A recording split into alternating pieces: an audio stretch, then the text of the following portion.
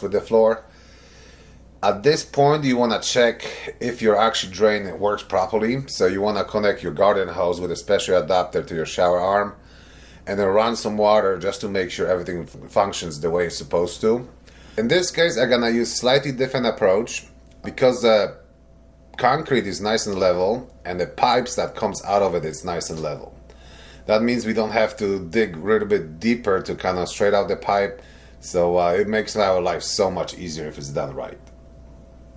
Before I start using a chipping hammer, I use the S because you don't wipe and you work your bit sideways or aim it away from it.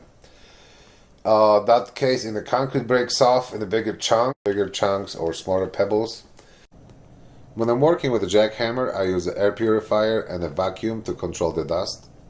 In order to install that drain, we have to remove at least 3 inches of concrete surrounding that pipe. The drain measures 2 inches and 3/4, and the white one is 2.5 inches. The gray one can be used either on a plywood subfloor or a concrete floor, but the white one you want to use on the concrete only because it doesn't have the holes for the screws to mount it to the plywood. It's a little bit thicker. The most important thing when installing your shower drain is you have to have it perfectly level in all directions.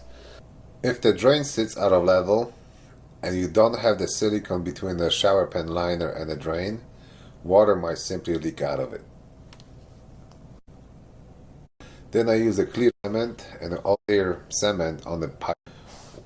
Once you position perfectly, you can also do another coat of the glue inside the pipe just to make sure everything's nice and tight. To make sure the drain will stay in the same position, sometimes you might want to use the extra shim in beautiful bathrooms and showers.